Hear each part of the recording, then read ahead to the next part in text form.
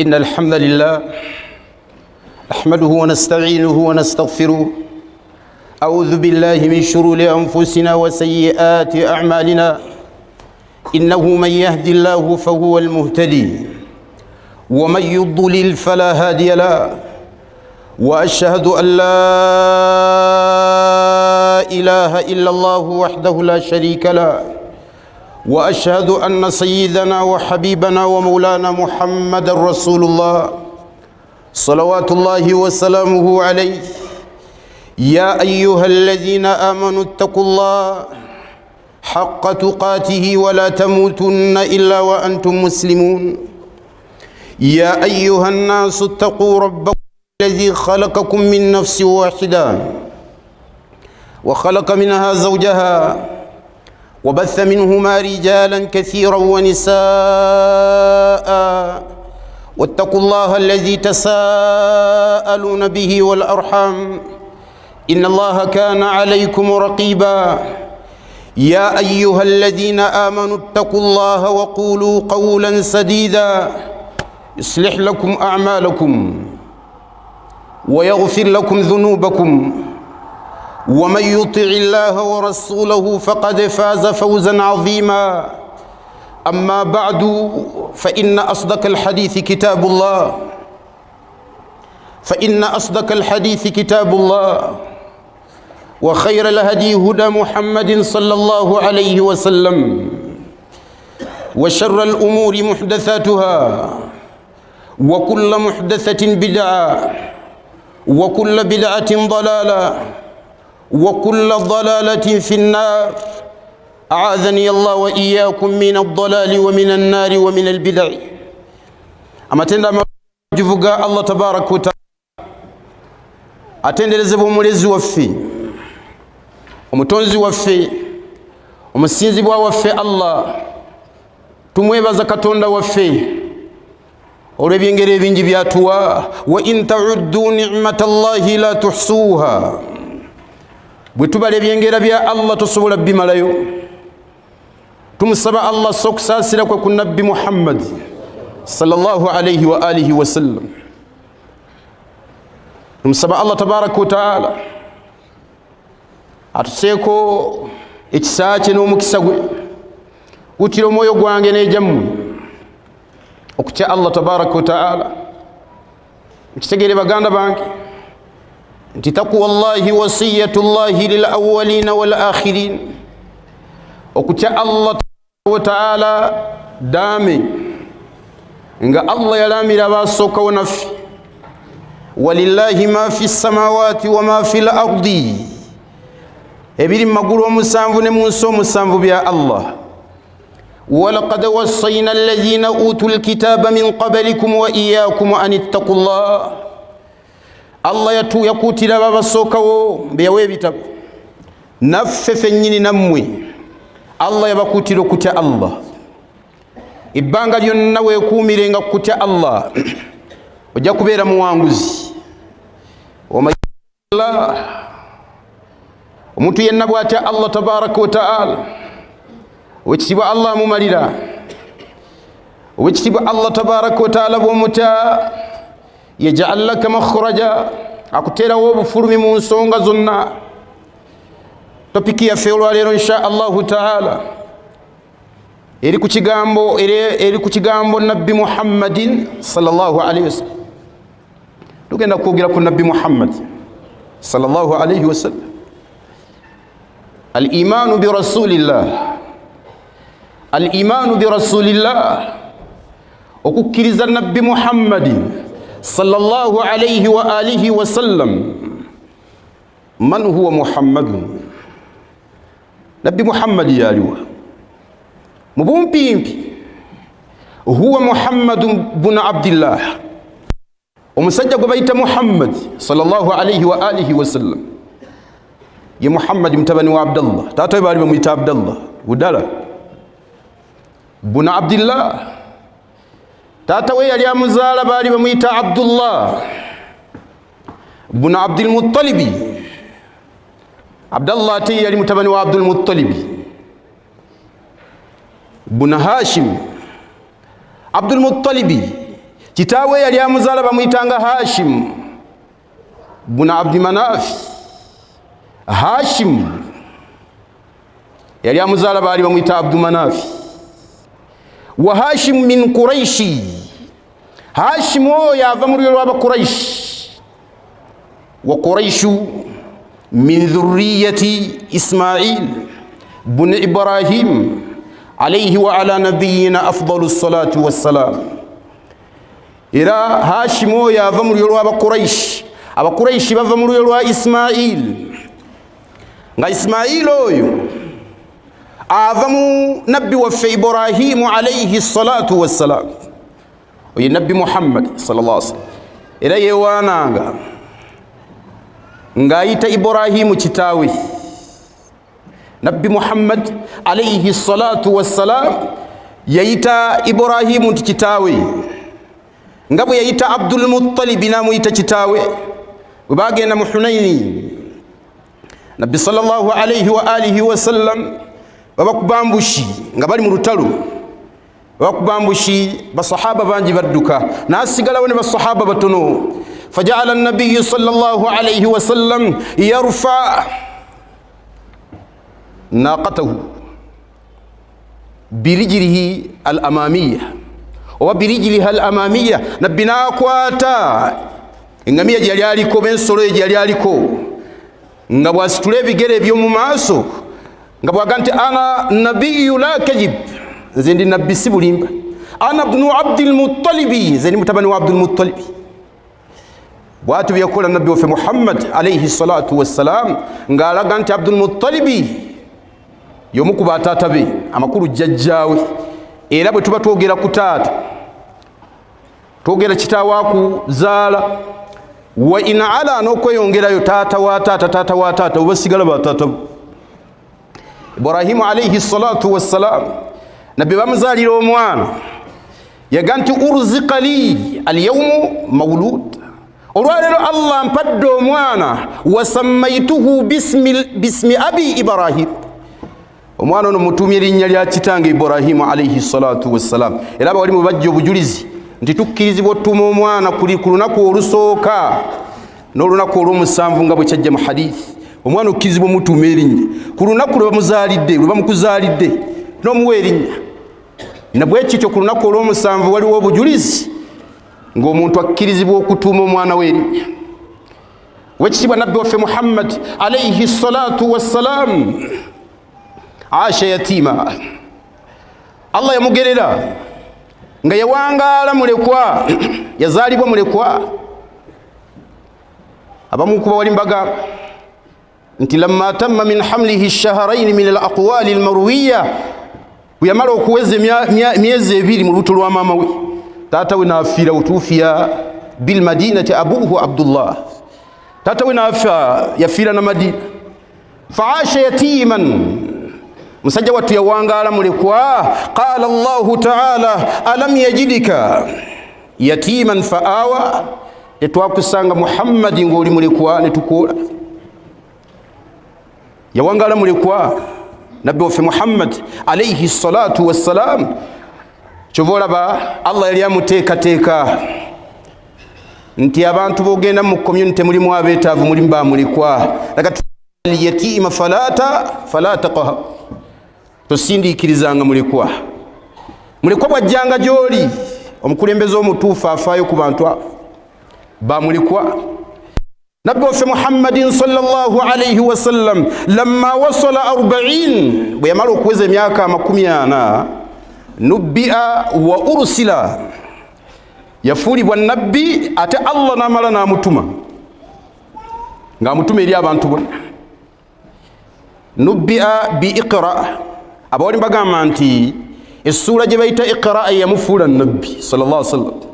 Iqra bismi rabbika alladhi khalaq خلق الإنسان من علق اقرأ وربك الأكرم الذي علم بالقلم علم الإنسان ما لم يعلم كلا إن الإنسان ليطغى أن رآه استغنى إن إلى ربك الرجعى إذا سكوكك. النبي في محمد صلى الله عليه وآله وسلم قال عليه الصلاة والسلام فرجعت بها إلى خديجتي وفؤادي يرتجف نجينا نزيوا خديجة ومتما غwange gukubaga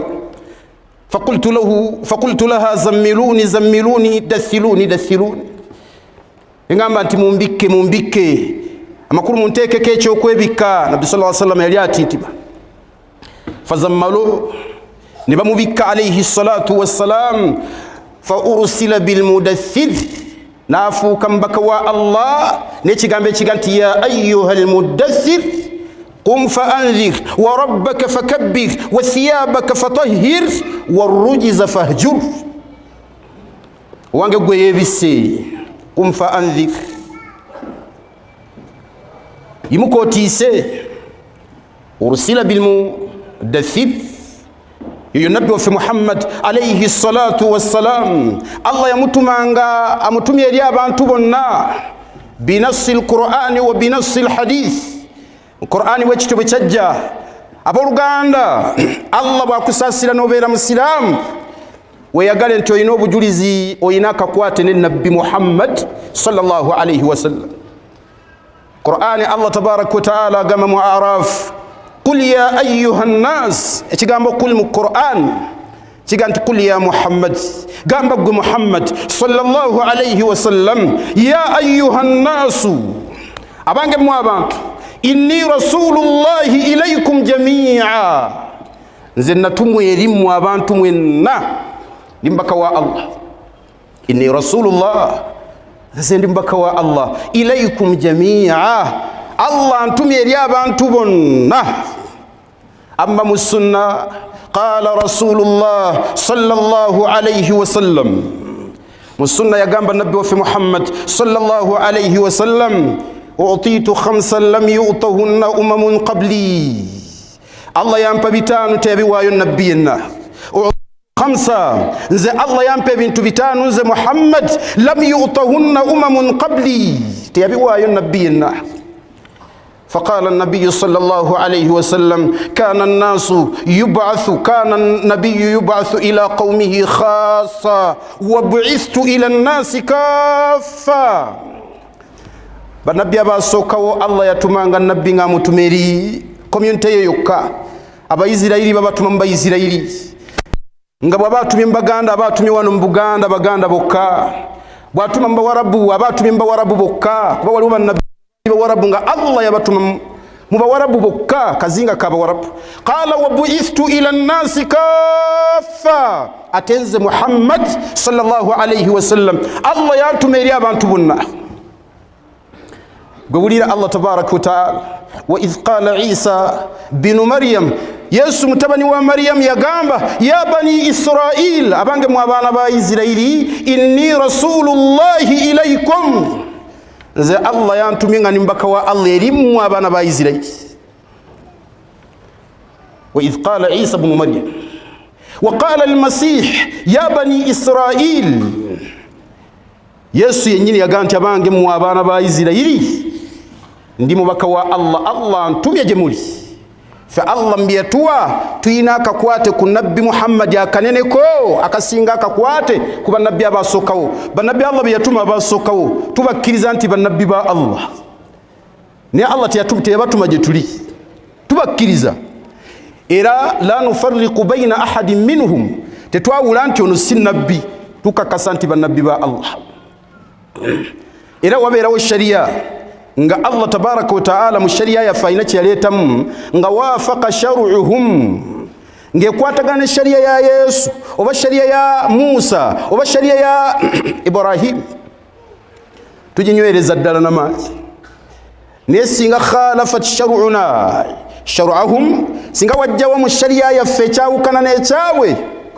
amateka geddi ntigatukiriza kukigubirira fe tuyina kugoberera sharia ya lwachi sharia yaffe ye controlling shar'u zonna ezasokawo era nabbi wa Muhammadin sallallahu alayhi wasallam mwebyo Allah bi yamusako nti yayino tulaga ebituufu mu sharia ezasokawo yayino tulaga nti kino kituufu mu kigoberere kino si kituufu te mu kigoberere walladhi arsala rasulahu bil huda wa dinil haqqi yatuma nabbi Muhammadin obulungam sallallahu alayhi wasallam nedini ya mazima liyudhhirahu ala ad-din kulli nga yeddini yeyino kubanyonnyola yebera waggulu eddiini zonna yeyino kubategeeza nti abo kyebakoze abakristu kituufu abayudaaya kyebakoze kikyamu yeyino okunnyonnyola liyudhhirahu ala ad-din kulli Allah naga nti wakafa billahi shahida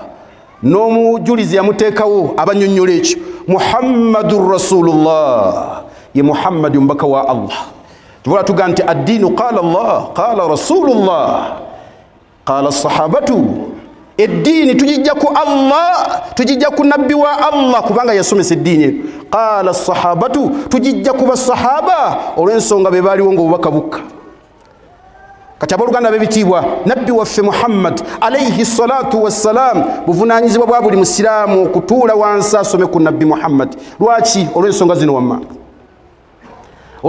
wammanga ensonga esookera ddala nabbi waffe Muhammad sallallahu alayhi wasallam ali kimu kwebyo tulina okukkiriza mu mpaji ttaano empaji esooka bw'omala okukkiriza Allah olina okukkirizaako nabbi Muhammad sallallahu alayhi wasallam era nekukireka kutana noganize nzikirizaako Allah yekka nabbi Muhammad simukkiriza tobeera musiraamu olina okukkiriza Allah نكرزاكو النبي محمد صلى الله عليه وسلم قال رسول الله صلى الله عليه وسلم بني الإسلام على 5 نبي يقام أنت الإسلام باب زنبي لكم بجتان نقول شهادة لا إله إلا الله وككسا نوجولي لا تتري تسينزي ومبتوف وكجاكو الله byonna bibasinza babisinza mu kyamu ateekeddwa okusinzibwa ye Allah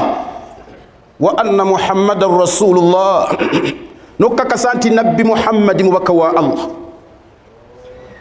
empaji esooka erimu ebitundu bibiri shahadatu an la ilaha illa Allah wa shahadatu anna Muhammadar Rasulullah fasubhanallah Allah nakiteeka ku lulimi lwa nabbi waffe Muhammad alayhi salatu wassalam la yatimmu al-adhan okwazina tekusobola kubeera nga kutuukirira illa bi shahadati anna Muhammadar Rasulullah okujjako ng'omuntu akkiriza tiwaliyo omusajja gwe bayita Muhammad sallallahu alayhi wasallam mubaka wa Allah era muddu wa Allah nabbi sallallahu alayhi wasallam yayigirizanga basahaba okwazina yabagambanga muddemu ebigambo bino Allahu akbar Allahu akbar Allahu akbar Allahu akbar ashhadu an la ilaha illa Allah أشهد أن لا إله إلا الله أشهد أن محمد رسول الله أشهد أن محمد رسول الله نابيرانغا النبي مكوازين كوفي أينوكبام عليه الصلاة والسلام إلى النبي صلى الله عليه وسلم يبطل المدينة baga nti abantu tugenda bakola ki okwazina kwa kafila ahdi al-Madina bamala kusenguka kuva Makka kugenda Madina batuke Madina ba sahaba mbaka Muhammad alayhi salatu wassalam batuula naye baga tugenda kukozesa ki balete ebintu ebiwerako baga tukozese ngoma aga nti eyo y'abakristu baga tukozese naqus kade aga nti ekyabayuda bye babikozesa Nabi sallallahu alayhi wasallam nabaga nti amulinde Allah ajja kusobubaka Umar ibn al-Khattab na Abdullah ibn Abi Hudhafa bwe basera bidde balaba Allah za kubo nga balaba omusajja abasomesa okwazina kwennyini yasoka ya Abdullah ibn Abi Hudhafa nagende ombaka Muhammad sallallahu alaihi wasallam davuga nti nalabye mu kiro oba nalabye mu kiroto nga wali wanjigiriza ebigambo bino Allahu akbar Allahu akbar Allahu akbar Allahu akbar ashhadu an la ilaha illa Allah ashhadu an la ilaha illa Allah ashhadu anna Muhammadar Rasulullah pako kwazina bakugwayo ne Umar najja nabinaga nti allimuha biha Bilal nabagandi mugende mbiyigirize Bilal fa innahu anda sawt kubanga Bilal yakyasinzo kubeera n'eddoboozi kanfu aboluganda nabbi waffe Muhammad okumanya mukulu mu bibuuzo ebisatu ebateeka mu kabuli mulimu okutubuuza ku nabbi Muhammad sallallahu alaihi wasallam mulimu okutubuuza ku nabbi Muhammad hadithi weringa ntuufu nga Nabbi sallallahu alaihi wasallam alaga nti omuntu bwayingizibwa mu kabuli yatihi malakani aswadani azraqani, malaika bbiri zimujjira azabbulaka nnyo mulimu n'olwa bbulubbulu makulu nga nkambwe ezibu. Fayasalanihi, malaika ezo zimubuuza mu bibuuzo bye zimubuuza man rabbuk, zimubuuza Allah, zimubuuza omulezi, ani mulezi wo, ne zimubuuza nti wama dinuk, zimubuuza nti gwe obadde mu ddiini ki. Ekibuuzo ekyokusatu man hadha arrajulu alladhi bu'itha fiikum, bajja kuleeta Nabbi Muhammad alayhi salatu wassalam bakubuuze nti ono omusajja yatumibwa gye muli, ono omusajja yatumibwa gye muli yani. Yagamba Nabbi waffe Muhammad sallallahu alayhi wasallam fa amma almuslim almu'min omukkiriza fayaqul rabbi Allah wa dini alislam wa hadha rasulullah, omukkiriza agenda gamba nti Allah ye mulezi wange era obusiraamu ye ddiini ya era oyo mubaka wa Allah bamuyita Muhammad. Wa amma alkafiru aw almurtab, bwekityo bwe kyajja mu hadith, ate omuntu omujeemu oba omusiraamu ali awo abuusabuusa mu ddiini ye fayaqulu ha la adir sami'tu nnas yaqulun faqultu, agenda gamba sibimanyi ebyo, nange nawulira bantu nga babyogerako bamwogerako nange nembyogera. Okukkiriza Nabbi Muhammadin sallallahu alayhi wasallam bannange kigambo kikulu. Abooluganda b'ebitiibwa, Nabbi waffe alayhi salatu wassalam yatulaga nti ekigambo okumukkiriza kigambo kinene, wabula okukkiriza Nabbi Muhammad waliwo ebintu wammanga abantu balina okutunuulira. Ekisookera ddala abawalimu bye batunuulira taatuhu fima amara. Bw'omala okukkiriza nti Nabbi Muhammad sallallahu alayhi wasallam mubaka wa Allah, Allah yamutuma, olina kubeera mugonvu nnyo bw'abeerako ne kyalagidde Nabbi Muhammad. Ekiraga laavu gyali, kiraga laavu eri Allah tabaraka wa ta'ala. Kyova olaba Allah aga nti qul in kuntum tuhibbuna Allah, bagambe gwe Nabbi Muhammad sallallahu alayhi wa alihi wasallam bwe babanga ddala baagala Allah fattabi'uni, bakugoberere gwe Nabbi Muhammad, bakugondere. Okugondera Nabbi Muhammad kigambo kinene. Buli ayagala Allah ayina kusooka kwefaako kwagala Nabbi Muhammad. Fattabi'uni, kugondera Nabbi Muhammad sallallahu alayhi wasallam.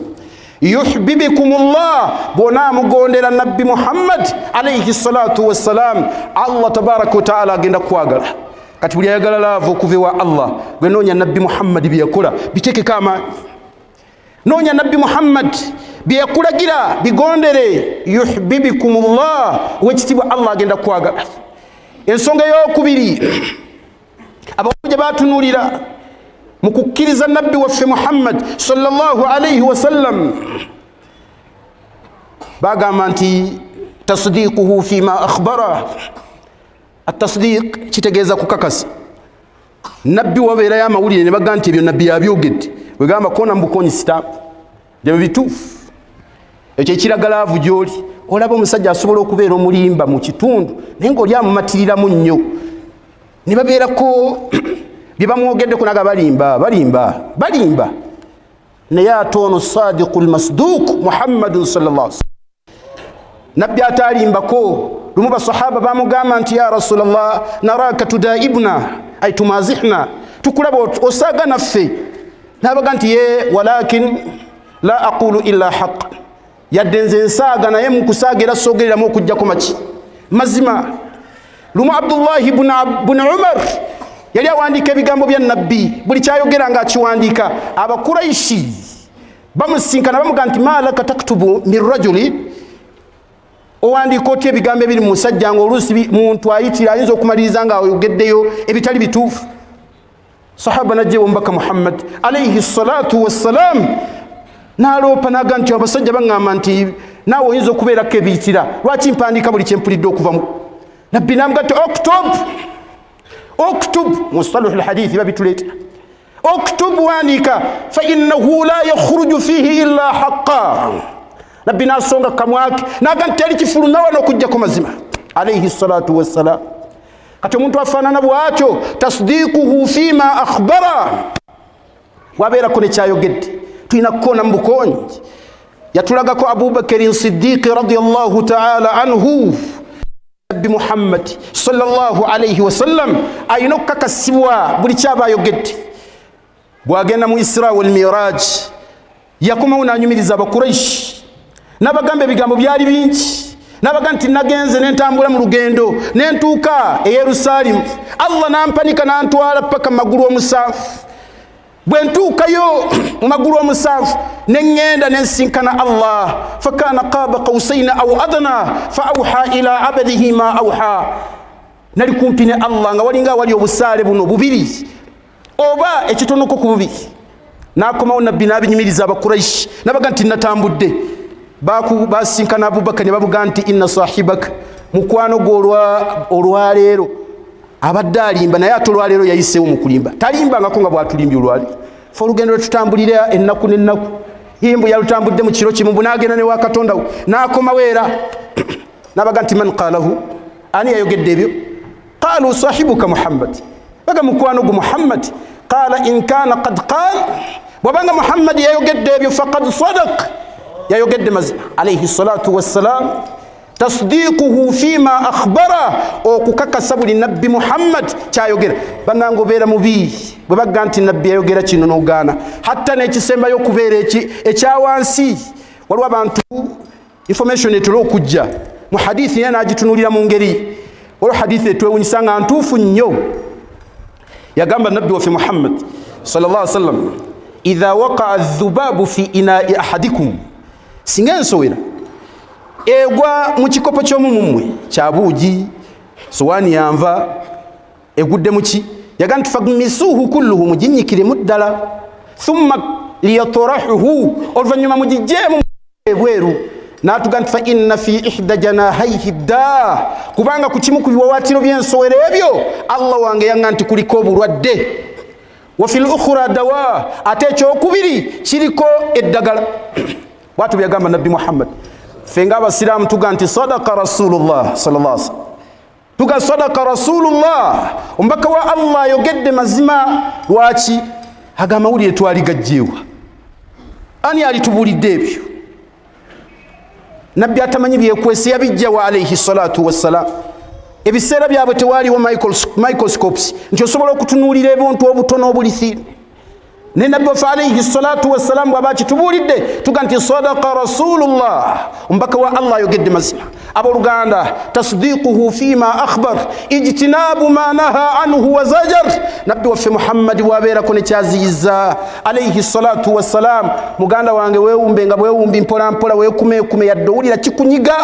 kireke bw'abeerangako ne kyaziyiza yadde owulira nga kikunyigiriza yadde olaba nga kikola ki kuba kirimu akalungi gy'oli ate bw'ogaana n'okiremerako kiina obulabe gy'oli obunene lumu omusajja nabbi sallallahu alaihi wasallam yamusanga aliisa kkono anywesa kkono nabga ti ya hadha kul biyaminika owa iliisa ddyo nabga ti la akwasiza kkono gwaliisa nabbi amulaga obubi obuli mu kuliisa omukono gwa kkono oba ogunywesa naga nti la astatir nakola takabbur nabbi nabga ti idhan mastata'ta bubanga bwoti bwokoze togenda kusobola basahaba bagamba nti teyajja mukono gwe wano yatambulanga guli wano kusigadda kwekuluntaliza ku bigambo bya nabbi Muhammadin alayhi salatu wassalam ijtinab ma naha anhu wa zajar banange nabbi Muhammad tebajemera nabbi Muhammad obeera oliko ekikyamu okujemera nabbi Muhammad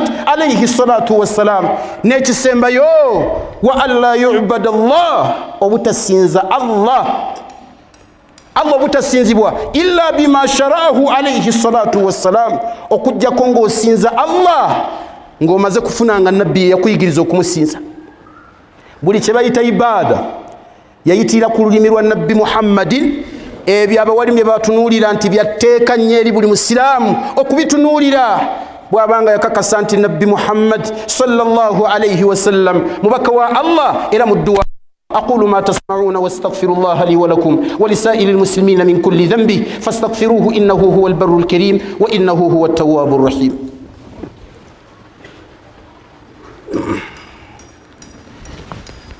الحمد لله رب العالمين الرحمن الرحيم مالك يوم الدين ثم الصلاة والسلام على أشرف المرسلين سيدنا وحبيبنا ومولانا محمد صلى الله عليه وآله وسلم مبينتبه التيكا بتنقل إلى النبي محمد عليه الصلاة والسلام حبه عليه الصلاة والسلام وقال النبي وفي وقال النبي وفي بنا وكفير الدلكمكا okutuukira ddala ku bukulembeze tutandika okusomesa abantu okwagala nabbi Muhammad alayhi salatu wassalam ate okwagala okwannama ddala okutaliimu kumukwenya alayhi salatu wassalam nga bw'oba oyagala nabbi otegeezaamu ekyo okwagala nabbi Muhammad sallallahu alayhi wasallam abalimu batunulira ebintu ebirimu okwagala nabbi ekisookera ddala okubeeranga omuwulira muri mutima istishaaru fi qalbi okubeeranga omuwulira mu mutima nti nabbi mwali ng'omuwulira waali wa istishaaru azamatihi n'okuwulira obunene bwe wallahi teriyo muntu asinga nabbi Muhammad sallallahu alaihi wasallam tagenda kubaayo ate taliyo kyajja mu bidaya wa nihaya hadithi hasanahu kathirun min ahli al-ilm bangi bawali mbaga nti hadithi ntuufu era nabbi sallallahu alaihi wasallam yagamba nti ana kuntu fi badiyati bani sa'ida ay bani sa'di mbandi eyo mu bani sa'di eyo mu byalo nabbi je yonkera idh ja'ani malakan mbandi ngo ba malaika babiri banzijite kigaba ba malaika bali abamuyuze ekifuba halima atye amuzeye wabo muri waye ndalaga nti idh ja'ani rajulani banzigira abasajja babiri ay malakani fi surati rajulain ba malaika babiri mu kifananyi ky'abasajja babiri muri waye ndalaga nti idh ja'ani jibril wa mikail najjirwa malaika omu nga bamuyita jibril ng'omulala bamuyita mikail faqala jibril li mikail jibril nagamba mikail zinuhu bi 10 min ummatihi bimo musajja oyo Muhammad n'abantu 10 mu umma ye mu bulungi mu mpisa mu nkwata y'abantu mu neeyisa qala fawazanani farajahtu bihim ne bampima ne mbasinga qala zinuhu bi 100 min ummatihi yaganti mumpime n'abantu 10 mu umma ye qala fawazanani farajahtu bihim ne bampima n'abantu 10 ne mbasinga mu neeyisa mu nkwata obulungi mu ndabika bi 1000 min ummatihi yagandi mupime n'abantu 10 mu umma ye qala fawazanani farajahtu bihim ne bampima n'abantu 10 nabo ne mbasinga qala da'uhu ay utruku yagandi muleke tuddayo mukwata qala fawallazi nafsi biyadihi ndayiro yo Allah law wazantahu bi ahli samawati wal ardi qatiba la rajaha bihim Muhammadun sallallahu alayhi wasallam yaganti baba kubeera ngo omupimye n'ebitonde biri mu nsi n'ebiri waggulu nabbi Muhammad abisinga obulungi kateri yasobola kusinga nabbi Muhammad alayhi salatu wassalam kivolaba Allah yagamba bannabbi bonna nga bayina mukooneramu waliwo omuntu ajja nga bonna bayina okugolola saluti bamukubire saluti ne nabbi Muhammad bonna bannabbi buli yatumibwanga yenna nga ayina okukkirizaako shahadatu an la ilaha illa Allah shahadatu anna Muhammadan rasulullah suratu ali imran Allah watuyigiriza wa idh akhadha Allahu mithaqa an-nabiyyin lama ataytukum min kitabi wa hikma Allah tabaraka wa taala yakola endagaano ne bannabbi bonna jami'ul anbiya thumma ja'akum rasul buli nabbi gwe yawange ekitabo Allah nga akola naye endagaano thumma ja'akum rasul waliwo musajja bamuyita Muhammad mu byagenda okukola musaddiqun lima ma'akum kwe kukakasa buli byonna bye musomesezza naye mukole bino la tu'minunna bihi buli nabbi alina okukkiriza nabbi Muhammad sallallahu alaihi wasallam wala tansuruna n'okubeera nga abantu babakakasa nti waliyo omusajja bamuyita nabbi Muhammad alayhi salatu wassalam mumukkirize nga bwemanga musanzeewo qala aqraltum wa akhadhtum ala dhalikum isri kanti mukikkiriza era munakiwangaalirako nabbi bwanajja n'asomesanga abantu b'okukkiriza nabbi Muhammad qalu aqrarna bonna baddamu ne baga nti tukkiriza bannabbi ba Allah tugenda tusomesanga mu bye tusomesa ti nabbi Muhammad bwajjanga nga mukkiriza Chovola Musa alayhi salatu wassalamu arafu bwaba yogere bigambo bi yayingizamu nabbi Muhammad sallallahu alaihi wasallam, yayingizamu nabbi Muhammad sallallahu alaihi wasallam. Allah tabaraka wa taala abakiriza baba yigirizo ba nabbi Musa alayhi salatu wassalam bali bayino kukirizamu nabbi Muhammad alladhina yattabi'una an-nabiyya al-ummi ar-rasul an-nabiyya al-ummiya alladhi yajidunahu maktuban 'indahum fi at-taurat. Bali bayino kukiriza nabbi gubasanga nga muwandike mu kitabu kya Taurat. Yesu Kristo tuyinza kwogera ka Yesu Kristo era naye mu bigambo byaleta nabbi Muhammad sallallahu alayhi wasallam, wa mubashiran bi rasulin yati min ba'di ismuhu Ahmad, mbasanyusa n'omubaka agenda okujja oluvannyuma lwange bamuyita Muhammad sallallahu alayhi wasallam, bamuyita Ahmad sallallahu alayhi wa alihi wasallam. قال رسول الله صلى الله عليه وسلم أنا محمد أنا أحمد أنا الماحي الذي يمحو الله به الخطيئة. Yagam manya gange bampita Muhammad, bampita Ahmad, bampita Mahi. Akati tuyino kusomesa abaana bafu gwe bayita nabbi Muhammad alayhi salatu wassalam bategeera obukulu bw'omusajja oyo nabbi Muhammad, bamutegeere bamusomeko ng'oli bw'omutegeeza nabbi ategeera obunene bwe tamalaga muyisaamu maaso. Naye abantu bamuga nti qala rasulullah qala rasulullah qala rasulullah, ombaka wa Allah agambye oli n'agamba nti totunyumiza. Omanye ebigambo by'ozzaayo. Abdullah ibn Umar katusembyeyo ekigambo ki kuba ebigambo olugendo lwa nabbi sallallahu alayhi wasallam lunene ne khutuba enajja Allah gye banaaba tuwadde tujja kwogera ku nabbi waffe Muhammad alayhi salatu wassalam. Abdullah ibn Umar mukyala we mutabani we gwe bayita Abdullah ibn Umar ya gana mukyala we genda mu muzikiti. Yali alina ebbuba lingi nga takkiriza na mukyala we genda ku muzikiti. Akati omukyala najje wa Sezaala n'agamba Sezaala, mutabani we munnange yanziyiza okugenda mu muzikiti, ate nze njagala nnyo ng'omukyala nange ntuleko mu muzikiti nsinzirizeeyo ku Allah. N'amuyita n'amubuulira n'amuga nti mukyala wo agamba nti wamuziyiza okugenda mu muzikiti.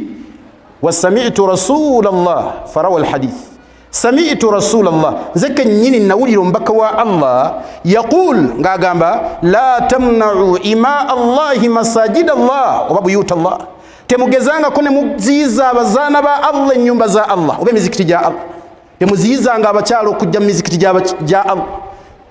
Naga nti wallahi ana la amna annahu, yagamba nti nze taata nkubuulire abalala bagende naye nze owange tajja kugenda mu muzikiti. N'alayira ne Allah naga nti aqulu laka qala rasulullah, nkugamba nti omubaka wa Allah agambye sallallahu alayhi wasallam la tamna'u ima allahi masajid Allah, temuziyizanga abazaana ba Allah ennyumba za Allah emizikiti gya Allah. Wa anta taqulu wallahi ya abi la amna anna, nze ngenda muziyiza. Qala idhan la ukallimuka abada, yamugamba tabani sigenda kuddayo kwogera naawe. Abategeera nabbi Muhammad baga nti falam yukallimuhu hatta mata, teyaddayo kwogera naye okutuusa Allah bwe yajjula Abdullah ibn Umar. Kitegeeza bunene bwa nabbi Muhammad alayhi salatu wassalam. Abooluganda al imanu bi rasulillah, okukkiriza nabbi wa Allah Muhammad ye topiki yaffe olwaleero. Tusaba Allah tabaraka wa taala atuwa obulungi bwayo. Ala fasalli ala nabiyyina Muhammad imtithalan bi amri rabbikum haythu qala inna Allaha wa malaikatahu yusalluna ala an-nabiy ya ayyuhalladhina amanu sallu alayhi wa sallimu taslima. Allahumma salli ala Muhammad wa ala ali Muhammad kama sallaita ala Ibrahim wa ala ali Ibrahim innaka Hamidul Majid. Allahumma arda an ashabi Muhammad Abi Bakr wa Umar wa Uthman wa Ali wa sa'il ashabi Rasulillah. Allahumma أعز الإسلام والمسلمين وأذل الشرك والمشركين ودمر أعداءك أعداء الدين. اللهم انصر أمة محمد، اللهم انصر أمة محمد. اللهم حبب إلينا رسول الله، اللهم حبب إلينا رسول الله. اللهم أدخل في قلوبنا رسولك، اللهم أدخل في قلوبنا رسولك صلى الله عليه وسلم. اللهم إنا نسألك الجنة، اللهم إنا نسألك الجنة، اللهم إنا نسألك الجنة وما قرب إليها من قول وعمل. اللهم إنا نعوذ بك من النار، اللهم إنا نعوذ بك من النار وما قرب إليها من قول وعمل. اللهم تب علينا إنك أنت التواب الرحيم.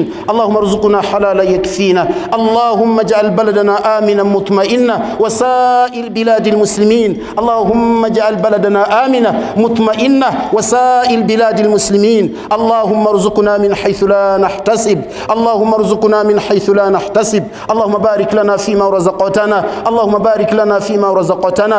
احرسنا اللهم بعينك التي لا تنام، اللهم اكنفنا بركنك الذي لا يرام. اللهم ارحمنا بقدرتك علينا لا نهلك وأنت رجاؤنا.